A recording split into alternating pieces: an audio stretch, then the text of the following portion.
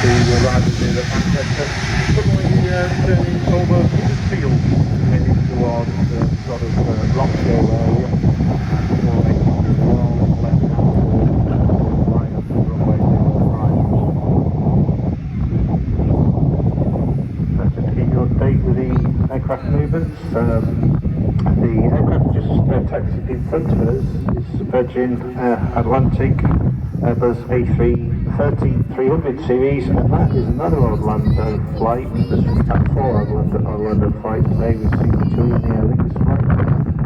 This one is Virgin Atlantic, and the A330, just to let you know, the seating configuration for this aircraft is 33 business seats, 48 premium economy, and 185 economy seats. The aircraft that just gone past is 11 years old.